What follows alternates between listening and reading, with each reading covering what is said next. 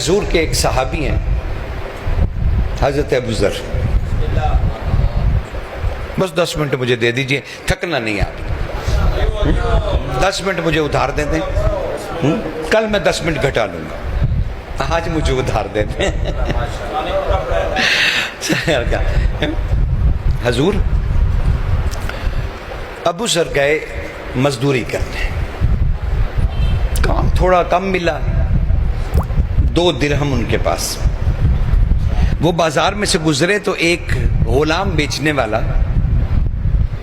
غلام بیچ رہا تھا۔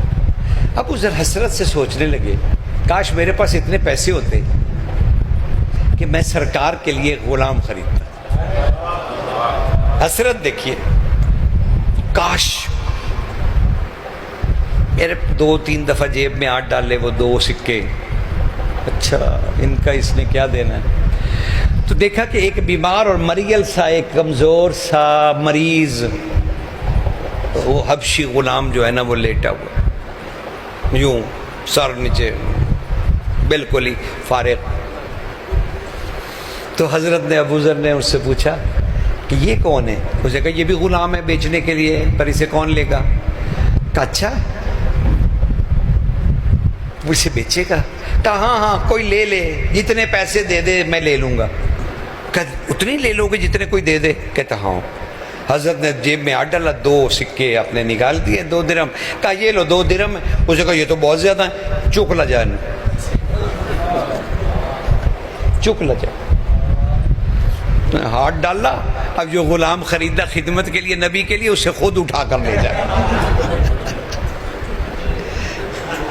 کیا حسین نبی ہے اور کیا حسین صحابہ ہیں۔ اب وہ اسے اٹھائے لیے جا رہے ہیں، وہ کالا کلوچا، بالکل ہی کالا، اوپر سے ہڈیاں، اوپر سے ڈھانچہ۔ اب وہ ادھر سے یوں کرتے ہیں تو وہ ادھر گر پڑتا ہے، ادھر سے یوں کرتے ہیں وہ ادھر گر پڑتا ہے۔ تو مسجد نبوی میں لے گئے تو لوگوں سے کہہ رہے ہیں یہ دیکھو میں نے رسول کے لیے غلام خرید۔ اب وہ کھی سارے ایک دوسرے کو کونیاں مارے، غلام دیکھو لے آئے نبی کی خدمت کے لیے، دیکھو اسے اٹھایا ہوا ہے۔ آئے اور رسول اللہ کے پاس ممبر کے قریب رکھ دیا، یا رسول اللہ میں نے آج 2 درہم میں آپ کے لیے ایک غلام خریدا ہے جو آپ کی خدمت کرے گا۔ رسول اللہ نے یوں دیکھا، بس دیکھنے کی دیر تھی، حلیمہ کی اونٹنی میں اگر دودھ آ سکتا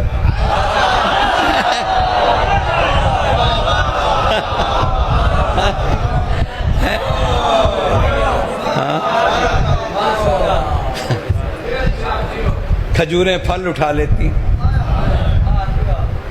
جس بکری کو قبض تھی وہ مینگنیاں دینے لگا، یہی لکھا۔ پھر اس میں دودھ بھی آ گیا، ہرے بھرے ہو گئے درخت، پھل آ گیا، کھجوریں پک گئیں، چشمے پھوٹ پڑے، کنواں جو پانی نہیں دیتا تھا دینا پڑے۔ کہتے ہیں حلیمہ سعدیہ پالنے لے گئی، مجھے تو لگتا ہے رسول اسے پالنے گئے تھے، ہر چیز تو اس کی صحیح ہو گئی، ٹھیک ہے نا۔ اب وہ کیا ہوا کہ بس نظر پڑی تو وہ اٹھ بیٹھا۔ حضور نے اب مسکرا کے پوچھا کیا نام ہے تمہارا؟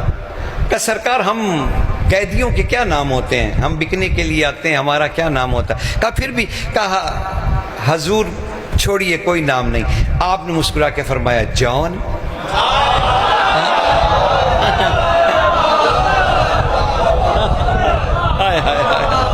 سرکار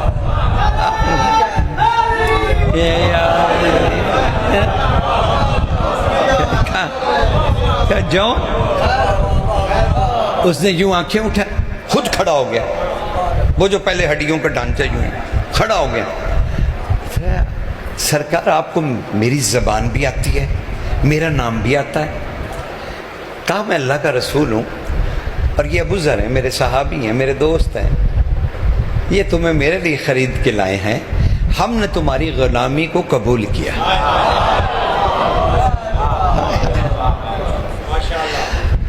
کیا کر سکتے ہو؟ اب رسول پوچھ رہے جان کیا کر سکتے ہو؟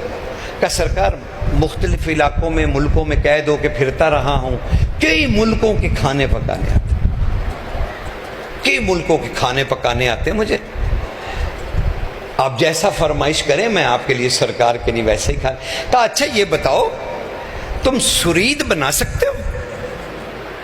کہا مولا سرید عرب میں کئی طرح سے بنتا ہے، وہ جو روٹی بھی بیچ میں، گوشت کی یخنی بھی، اور پھر اسے صحبت کہتے ہیں جسے آپ، اس طرح کی کوئی چیز سرید. کہا نہیں میں خاص سرید کی بات کر رہا ہوں جو ملکۃ العرب میرے لیے بنایا کرتی تھی، سیدہ کی والدہ میرے بنایا کرتی تھی. کیا سرکار میں کوشش کر سکتا ہوں؟ جاؤ ہماری رسوئی میں، باورچی خانے میں، اسے سفینہ، غلام رسول کا ایک غلام ہے سفینہ، اس پہ بھی تذکرہ کریں گے، کمال صحابی. سفینہ اس کو لے گئے اور جا کے اس نے سرید بنانا شروع کر دیا حضور کے لیے. جب سرید بن کے تیار ہو گیا تو مسجد نبوی میں بھیجا گیا، تو سرکار نے اسے تناول فرمایا تو رک گئے اور اٹھے اپنے مسند سے. کہا جون کہاں ہے؟ کہا مالک رسوئی میں. اب رسوئی میں تشریف لائے اور کہنے لگی جون یہ بیان ہی ویسا ہے جیسا سیدہ کی ماں بنایا کرتی تھی میرے لیے، ملکۃ العرب بنایا کرتی تھی جیسے. یہ تمہیں کس نے سکھایا؟ انہوں نے فوراً جون نے رسول خدا پہ درود پڑھا اور سر جھکا کے کہا سرکار میں نے کب بنایا، بس چھت کھلی تھی ایک نور آیا تھا وہ مجھے بولتا رہا میں بناتا رہا.